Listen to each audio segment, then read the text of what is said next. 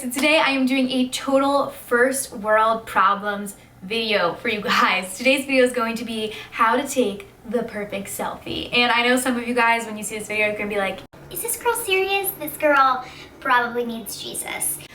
But you guys would literally be shocked to know the amount of you guys that have actually requested this video and like asked me how to take good selfies and like all this stuff. Like I get so many questions about this, most specifically on my Instagram.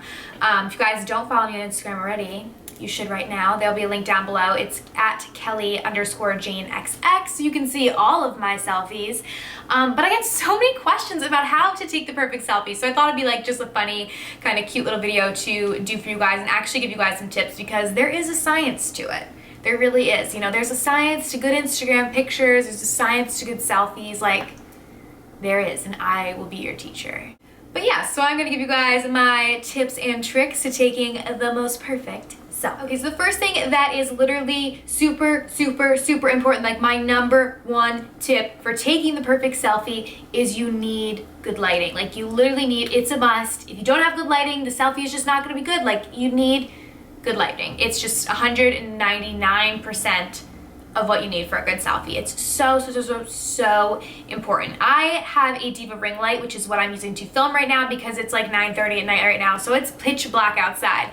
But I use this Diva ring light to film, to get natural light while I'm filming. So that is what I use to take my selfies. But obviously I'm not telling you guys to go out and buy a Diva ring light because it's really expensive. And again, I have it because I make YouTube videos. I just happen to take my selfies using it because it works for me.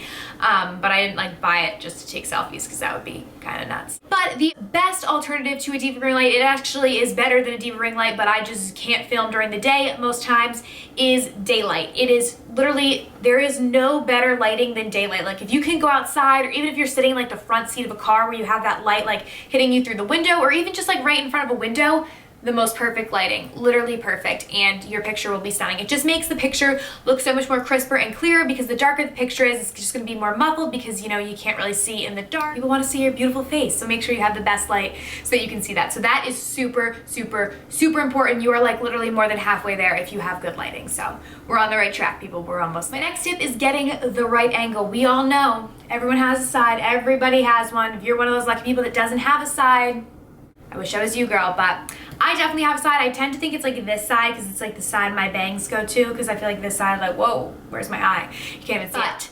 You gotta get that perfect angle, which is so important. So one thing that I actually love using when I'm trying to experiment with different angles is this little thing called a fly grip. I have it on the back of my phone here, and it kind of just allows you to hold your phone way more sturdy because you can just put your fingers through it. It just attaches right to the back of your case, or you can put it right on your phone if you want to. I have like a cute little sunflower one, which I love, and you can just kind of hold your phone and find that right angle. You want to do like all the way up, over this way, down below, however you want to do it. This will allow you to use it and just keeps your phone like super sturdy, because there has been so many times, embarrassingly enough, before I had this little guy, that I'd be like holding my phone at like these crazy angles and I'm trying to like hit the button to like click to take the picture, and I drop my phone, and yeah, just embarrassing. Like you don't need to be breaking your phone to take a selfie.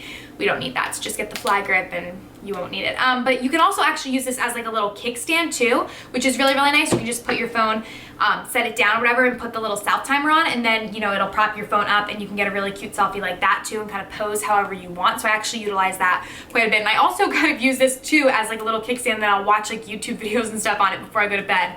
I actually use this thing a lot more than I realized. It's just like very convenient, even if I'm like out shopping, whatever. Like it just helps to hold your phone. So I actually really like this thing. I also have this one too, which is like a, I don't know, snake skin print, which I like this one as well. But yeah, it just attaches to the back of your phone. So that's really useful when trying to find the right angle, because if you get your bad side or a bad angle, it's not gonna be a perfect selfie. Another key tip is you gotta pick what you wanna show in your selfie, because you know, a selfie doesn't just have to be your face, you know, face only. You can do a full body selfie, whatever you want, but full body selfies can be hard because you kinda gotta get somebody else to take it for you, because I just feel like full body selfies in the mirror just, it looks stupid because like there you are, like you can see you taking the selfie in the mirror and it's just like awkward. I don't know, like I've put them up on my Instagram before, but I always feel like awkward doing that.